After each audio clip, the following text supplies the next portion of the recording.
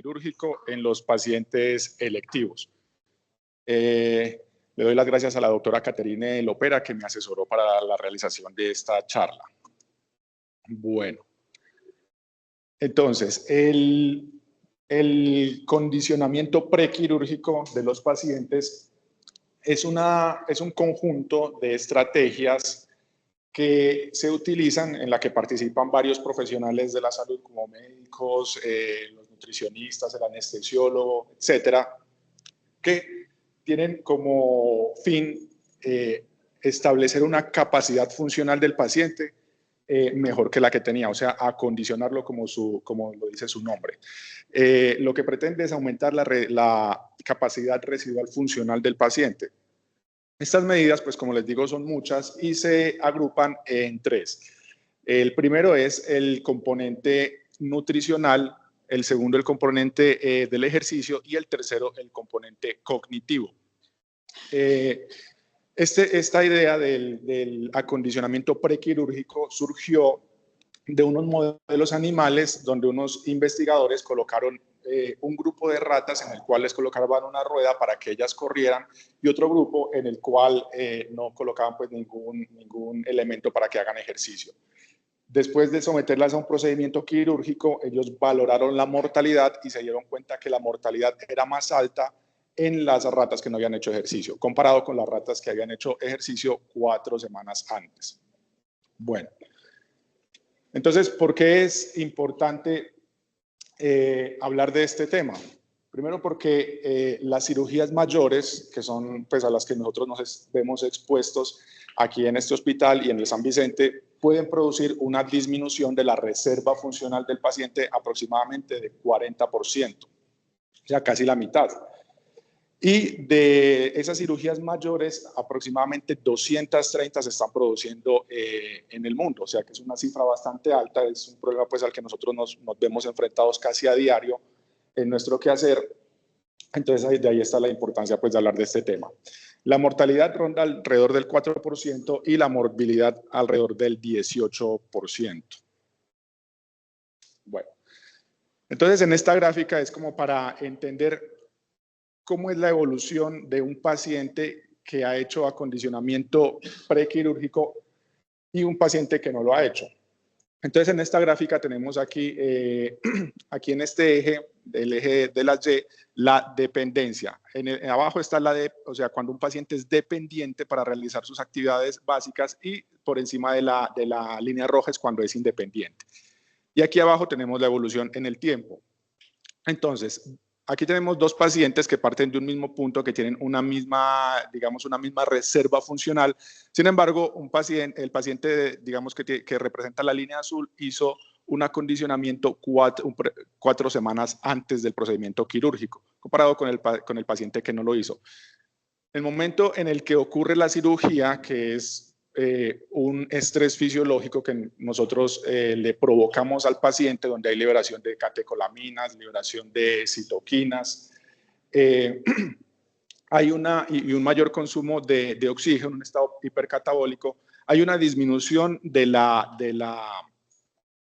reserva funcional. Si vemos, es parecida en los dos pacientes la magnitud en la que disminuyó, pero como vemos, en el paciente que no hizo acondicionamiento prequirúrgico, la reserva funcional está por debajo de la línea de dependencia. O sea, mientras este paciente, mientras se rehabilita, va pues, a requerir algún grado de asistencia, comparado con el paciente en el cual hizo el acondicionamiento prequirúrgico, que este paciente se puede recuperar, inclusive si hace una complicación posoperatoria, este paciente se mantendría por encima de la línea de dependencia. Vemos que el que no hace acondicionamiento prequirúrgico, si la evolución pues, es satisfactoria, puede lograr la independencia, pero una complicación posoperatoria puede dejarlo con una dependencia permanente.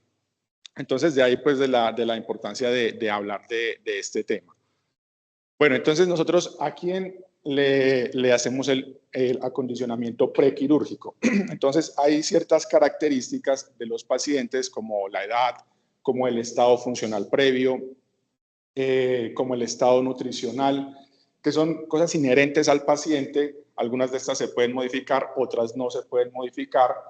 Y estas son las que, junto con otro grupo también de variables como las comorbilidades, nos van a ayudar a establecer el riesgo de un paciente y la necesidad pues, del acondicionamiento prequirúrgico. Dentro de las comorbilidades, las más importantes son las enfermedades crónicas pulmonares, cardíacas y los pacientes que tienen neoplasias y están en quimioterapia. Y también hay características de la cirugía per se que aumentan pues, el riesgo de un deterioro de la clase funcional. Las cirugías pues, que más causan deterioro funcional son las cirugías cardíacas, las cirugías gastrointestinales, las cirugías oncológicas y las cirugías hepatobiliares. Entonces, hay una serie pues, de variables que nosotros encontramos y junto con unas escalas, de las cuales voy a mencionar, pero que habrá una charla más adelante, se puede calcular el riesgo y se puede determinar otras conductas a tomar con estos pacientes. Bueno, entonces, en cuanto a la evidencia que soporta el uso de este conjunto de medidas que se llama el acondicionamiento prequirúrgico, se han realizado muchos estudios. La cantidad de estudios que se han realizado se ha casi que triplicado en los últimos años sobre este tema.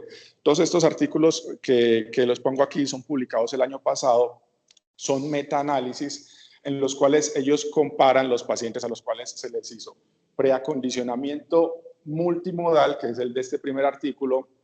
Multimodal significa que ellos utilizaron los tres conjuntos de medidas, o sea, el cognitivo o emocional, el de ejercicio y el nutricional. Pero también hubo estudios que comparaban los efectos de las medidas utilizadas por aparte. En estos estudios, pues lo que se vio es que cuando las medidas eran utilizadas en conjunto, o sea, de forma multimodal, había una menor incidencia de los pacientes en complicaciones infecciosas, complicaciones posoperatorias, complicaciones pulmonares que se presentan después de una cirugía como una neumonía o necesidad de ventilación mecánica, o atelectasias, y también se vio que había una repercusión en la estancia hospitalaria. Si bien pues no eran muchos días, eran en algunos estudios un día o 2 días, pero se vio pues que había una menor estancia hospitalaria en estos pacientes. El problema, pues, como con muchos metaanálisis que se hacen, es que hay una alta heterogeneidad en los desenlaces que se estaban midiendo en las poblaciones. Bueno, entonces, ya para entrar a hablar de los pilares del acondicionamiento quirúrgico, como les he mencionado, pues son 3. Entonces, podemos iniciar con el ejercicio. Nosotros, como médicos, pues cuando estamos en consulta o antes de programar un paciente para cirugía, tenemos que analizar ciertas variables del paciente, de la anamnesis, del examen físico, y con eso nosotros podemos, si bien hay unas escalas que como les mencioné, pues se utilizan como para determinar qué tipo de acondicionamiento quirúrgico se le va a dar, nosotros en la consulta, pues como cirujanos, realmente casi no nos involucramos en esa parte. Entonces, en vez de hacer pues estas escalas, nosotros lo que hacemos es como el examen físico completo para tratar de detectar estas variables que nos pueden indicar que el paciente requiere un grado de acondicionamiento prequirúrgico físico. Entonces, ¿en qué consiste este preacondicionamiento del ejercicio? Se recomienda que sea un ejercicio de moderado a vigoroso. ¿Cómo se sabe si es de moderado a vigoroso? Entonces, se utiliza la escala de Borg, que es una escala en la cual el paciente califica el esfuerzo que él autopercibe que está realizando. Entonces, para tener un ejercicio moderado a vigoroso, se necesita que esté en el nivel 5 a 8. Ahí es cuando se definiría moderado a vigoroso. Lo ideal es que empiecen 4 semanas antes, que el ejercicio se haga 30 minutos al día, 3 veces a la semana, y que se involucren ejercicios de resistencia, de flexibilidad, y que idealmente sea un ejercicio supervisado. Cuando se aplica pues este método, se ha encontrado que los pacientes mejoran el consumo de oxígeno y también mejoran la distancia que caminan en 6 minutos, o sea, mejoran su reserva fisiológica.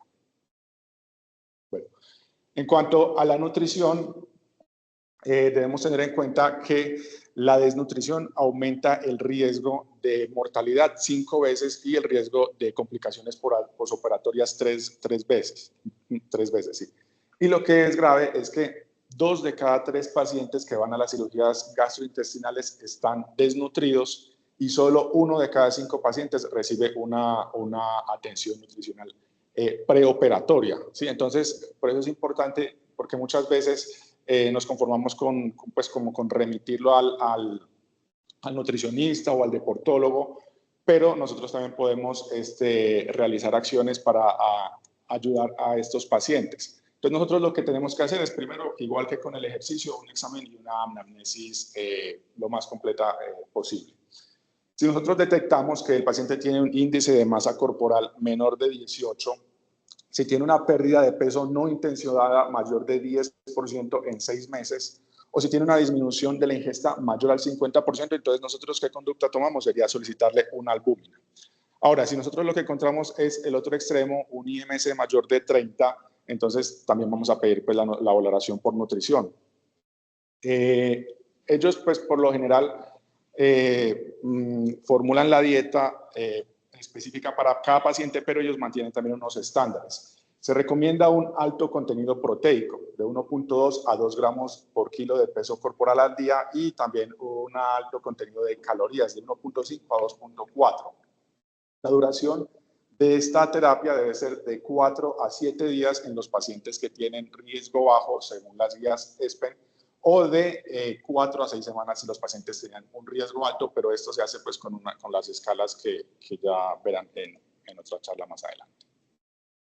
Bueno, entonces en cuanto al componente cognitivo, hay que tener en cuenta que este es muy importante en los pacientes oncológicos, porque estas cirugías son unas de las que mayor riesgo tienen de deterioro funcional, y esto sumado al componente emocional de un paciente que tiene una neoplasia, puede pues, repercutir en los desenlaces postquirúrgicos. Bueno, se utilizan pues estas escalas y los estudios han demostrado, este es un estudio del 2021, en el cual se demostró que recomendarle a los pacientes que escuchen grabaciones de meditación guiada disminuía la ansiedad preoperatoria en 11% y la ansiedad posoperatoria en 50%. Y esto nosotros lo podemos hacer simplemente diciéndole estas grabaciones se encuentran en YouTube, o sea, es algo que nosotros lo podemos hacer también. Podemos complementarlo pues con la valoración por psicología, pero una acción que nosotros podemos hacer es hacer esa recomendación, que es muy fácil. Bueno, entonces ya después de ver pues como a grandes rasgos lo que se hace en los pilares, vamos a ver qué se haría en casos específicos, según las comorbilidades de cada paciente. Entonces, empezamos con los adultos mayores. ¿Por qué los adultos mayores están en más riesgo de hacer una disfunción, pues una disfunción orgánica derivada de la disminución de la reserva funcional? Entonces, aquí en esta gráfica podemos ver aquí en el eje de las Y la reserva fisiológica y aquí en las X la edad, el tiempo. Entonces, como vemos, en un paciente joven que tiene un estresor, tiene todo este rango de reserva funcional para contrarrestar el efecto del estrés fisiológico y salir y volver a su estado basal. A medida que la persona avanza en años, utiliza cada vez más reservas y entonces para un evento estresor, ya como él ha utilizado, ya está utilizando todas sus reservas, cualquier evento puede hacer que el paciente supere esta línea azul de acá, que es la línea en la cual si se traspasa, el paciente ya no podrá volver a su estado homeostático previo. Entonces, como vemos, a medida que avanza la edad, estas dos líneas tienden a cruzarse. Como les digo, acá también hay una escala específica para estos pacientes, que es la escala DASI o de Duke, que utiliza e implementa la escala de la caminata en 6 minutos. Pero nosotros, desde nuestra consulta prequirúrgica, lo que podemos hacer es analizar la historia clínica bien, revisar los medicamentos que el paciente tiene, porque estos pacientes ancianos pueden tener polifarmacia, lo cual puede pues, repercutir pues, en su reserva fisiológica. Y tratar de hacer una optimización del estado nutricional. En cuanto a los pacientes que tienen enfermedad cardiovascular, entonces nosotros lo primero que tenemos que asegurarnos en la consulta es que el paciente tenga sus seguimientos periódicos por los especialistas pues, que requiera. Si no los tiene, debemos remitirlo para que sean valorados antes de llevarlos a cirugía.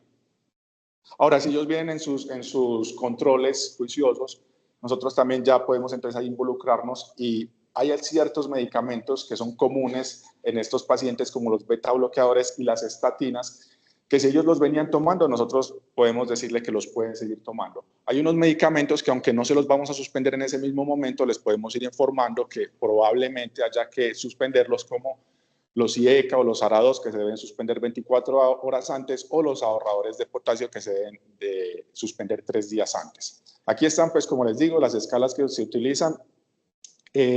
Una de estas escalas la podemos utilizar y si nos da un riesgo mayor, pues un puntaje mayor a 1, le pedimos un péptido natriurético auricular. Ahora, como nosotros muchas veces no hacemos esas escalas, entonces nosotros nos basamos en la edad. Se recomienda que los pacientes que tienen enfermedad cardiovascular, más de 65 años y que van a ser sometidos a una cirugía mayor, se les solicite un péptido natriurético. En cuanto a los pacientes diabéticos, entonces en ellos hay pues varias medidas, algunas medidas que son las que están en la columna de la izquierda, se usan prequirúrgicamente. Entonces, antes de la cirugía el paciente debe estar controlado, o sea, debe tener una hemoglobina glicosilada menor a 8, esa es una recomendación de la ADA, antes de ir a cirugía.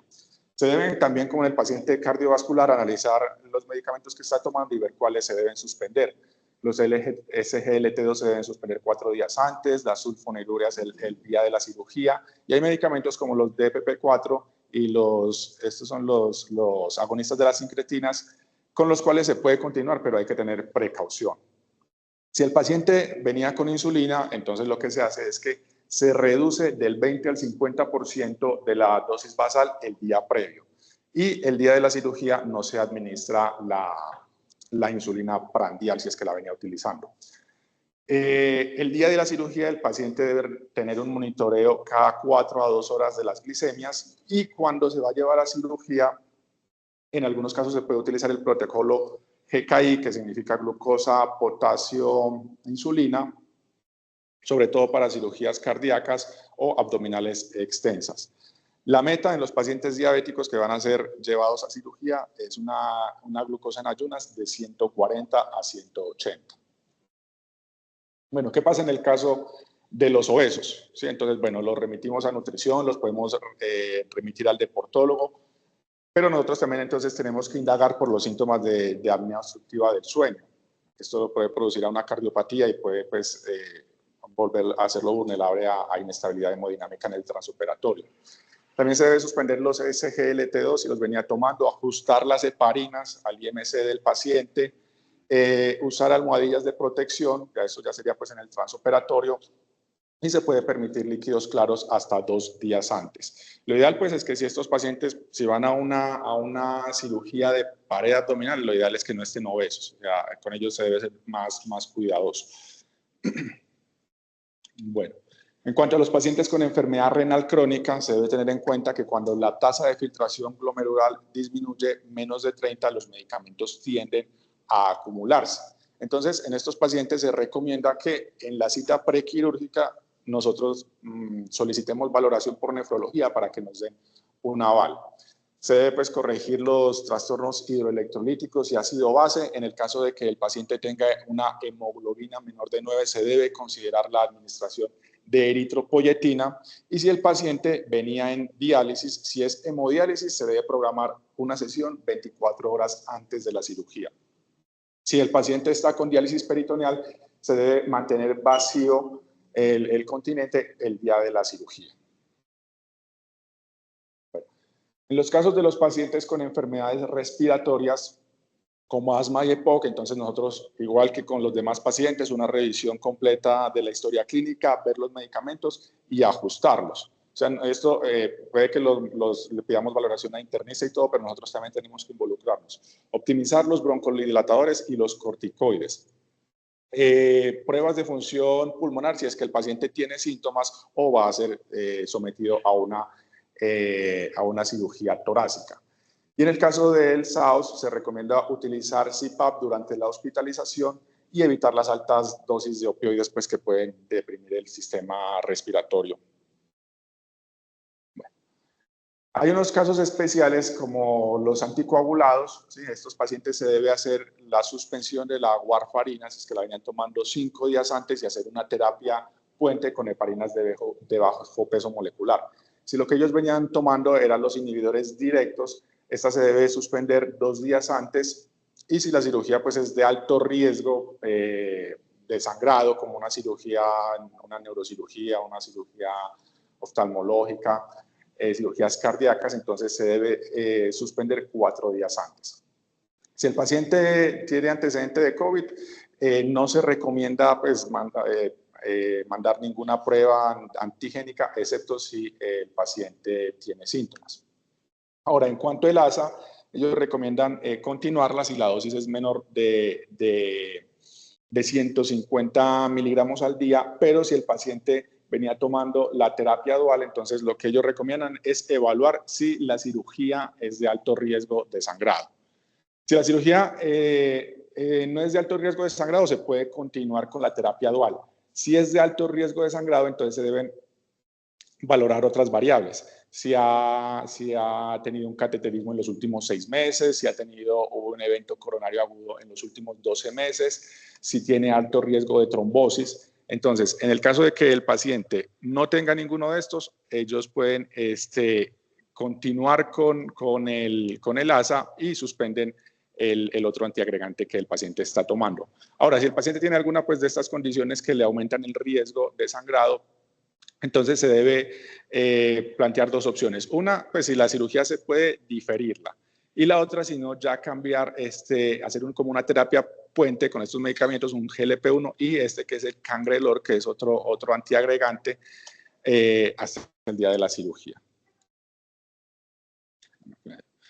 Bueno, aquí en esta tabla, pues no se ve bien, pero es como un resumen de las medidas y de los beneficios que estas van a tener en el paciente. Entonces, en los pacientes que realizan ejercicio físico, al igual que en los pacientes que hacen un acondicionamiento nutricional, vamos a ver un aumento de la masa muscular y una disminución de la resistencia periférica a la insulina. En cuanto a la terapia cognitiva, que esto ya pues ahí como con el componente cognitivo que les comenté, les ayuda a mejorar la calidad del sueño, disminuye pues la fatiga, la depresión, la ansiedad. A todos los pacientes se les debe recomendar dejar de fumar. Por lo ideal sería que dejen de fumar 4 semanas antes pues lo ideal sería que no fumen más, pero por lo menos que sea 4 semanas antes de la cirugía, ya que esto pues va a repercutir en la cicatrización. Y también corregir la anemia, es también lo que se recomienda, mantenerla en un rango seguro, porque esto pues va a ayudar a a potenciar la actividad anaeróbica y a que los tejidos estén pues bien oxigenados. Bueno, y por último, las conclusiones. El acondicionamiento prequirúrgico tiene un impacto positivo y a largo plazo en la calidad de vida de los pacientes. Es una estrategia en la que todos los profesionales nos debemos ver involucrados, no solo pues, a veces lo dejamos como a los que los anestesiólogos lo hagan. Adaptar a las necesidades de cada paciente. ¿Sí? Cada paciente requiere, según sus comorbilidades, según su edad, pues un acondicionamiento distinto. Se requieren más estudios, ya que, pues, aunque hay muchos estudios que se han realizado, la mayoría tienen una gran heterogeneidad y se deben implementar protocolos de preacondicionamiento en cirugías complejas. Eso es todo. Muchas gracias.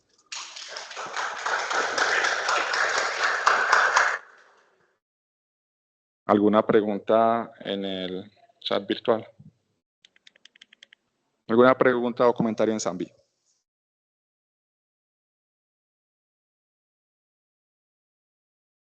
Andrés. Eso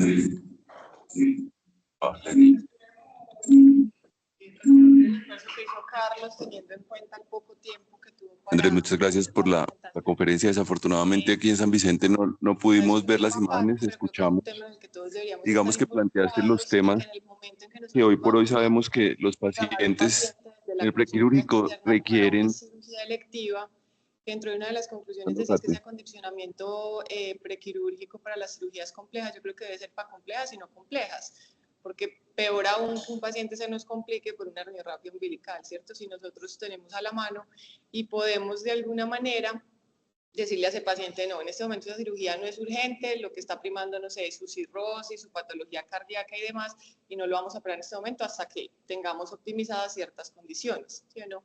Entonces, como ver de verdad qué pacientes vamos a programar en ese momento, cuáles debemos derivar a otros especialistas o hacerles un preacondicionamiento solo con esos pilares que vos mencionaste, que se deben tener en cuenta, cómo está nutricionalmente, si hace actividad física, si no hace actividad física. ¿Yo qué problema veo? Por ejemplo, uno ve que en pared abdominal, que es donde en teoría estamos prehabilitando mal los pacientes, uno pudiera hacer la tarea juiciosa desde consulta externa, solicitarle una albúmina, solicitarle una hemoglobina glicosilada, una cantidad de cosas, pero no las vemos sino hasta que el paciente llega acá, o son obesos y no lo intervinimos sino hasta que el paciente llega acá y terminamos operando pacientes muy obesos, pacientes con diabetes descompensadas y una cantidad de cosas que yo creo que no. Eso no se justifica. Lo otro es que lo remitimos a otros pacientes, por ejemplo, uno veía que remitía pacientes a fisioterapia o a medicina del deporte y el paciente llegaba ya, por ejemplo, una prehabilitación para abdominal y el deportólogo no sabía para qué se le había mandado. Entonces, creo que es un trabajo que se debe hacer en conjunto, que no se nos debe olvidar, preguntas muy sencillas, antecedentes, si sí va a los controles, si no va a los controles, si fuma, recomendarle que no debe fumar. En los otros pacientes que consumen marihuana y otras sustancias psicoactivas, lo mismo, ¿cierto? Pero a veces creo que nos limitamos a que viene el paciente, viene para una hernia, hacemos una orden de una herniorrafia y no vemos el resto. Y finalmente lo vamos a operar nosotros y la complicación, pues si bien es para el paciente, ¿cierto? Porque se va a alterar él, pues va a ser para nosotros porque somos quien lo vamos a operar. Entonces creo que tener en cuenta todo esto y que se va a complementar en una próxima charla con unas escalas es importante, no porque nosotros vayamos a hacer la escala ni vayamos a hacer todos esos cambios que nos mencionaba Carlos, pero podemos saber que si es un paciente con hepatopatía, con una falla cardíaca, que está infartado recientemente, que lo vemos obeso, que hablando se ahoga, pues le va a decir, no, paremos, lo va a remitir a otro lado y va a hacer otra serie de estrategias, así no sea una cirugía mayor. En cualquier cirugía tenemos que hacer eso, porque peor una cirugía menor y que no hagamos ninguno de esos cambios, creo que tiene mucho impacto. Bueno, Carlos, pues quiero reconocer como el esfuerzo también que hiciste para preparar este tema, de acuerdo con Caterine, que el poco tiempo pues genera un mayor grado de dificultad y más en un tema en el que usualmente no hay tanto escrito por cirujanos, sino es un tema que usualmente más han dominado los anestesiólogos. Yo creo que eso es una invitación a interesarnos más en el tema, porque pues de eso, como lo dijiste, dependen los resultados de nuestros pacientes. Yo creo que cada vez estamos despertando más como a entender que la preparación de una cirugía no es solo, o lo que debemos evaluar en un paciente antes de operarlo, no es solo definir si técnicamente la cirugía es viable, sino también entender cuál es el estado del paciente preoperatoriamente. Me hubiera gustado conocer un poquito más sobre el detalle de esos metanálisis que estabas mencionando. Creo que eso es una cosa pues como a mejorar por una próxima charla, particularmente características de los pacientes, ¿cierto? Como un poquito de revisión más a profundo, pues teniendo en cuenta que la charla no se prestaba pues como para hacer una charla muy larga, entonces a veces revisar un poquito de la evidencia me parece que es interesante. De resto no, creo que pues en términos generales conocimos cuáles son esos componentes, pues es algo que podemos implementar nosotros desde la consulta, esa evaluación preoperatoria y empezar a aplicar pues estas estrategias. Y de acuerdo con Kate, pues cuando uno le queda la duda que un paciente va a estar bien preparado o no para un procedimiento, creo que en la segunda evaluación preoperatoria por el cirujano es el mejor filtro, ¿cierto? Darse cuenta si el paciente cesa el tabaquismo, si hizo adecuado ejercicio. Nosotros pues sin duda estamos en una cultura donde se cree que el paciente enfermo debe estar quieto, eso es una cosa cultural. Entonces, ser muy enfáticos con la familia y el paciente que lo que se requiere es actividad física preoperatoria, mejorar digamos, el componente nutricional y el componente cognitivo. No creo que sea solo la parte de la salud mental, pues también creo que debe ser instar o incitar al paciente para que genere algún otro tipo de actividad que estimule su cerebro, y creo que eso es bastante importante, incluso terapia ocupacional, pues en pacientes que uno ve que están deteriorados desde ese punto de vista. Obviamente eso tiene un impacto sobre la posibilidad de hacer delirium posoperatorio y todo lo que eso conlleva en un paciente, sobre todo anciano o comórbido. Entonces, nada, pues como correcciones, pensaría yo que ahondar un poquito más en los estudios, algunas diapositivas un poquito cargadas de texto, pero el resto creo que es un buen trabajo, te felicito.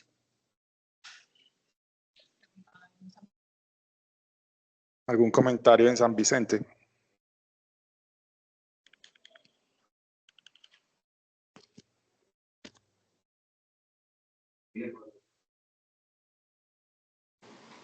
Sí.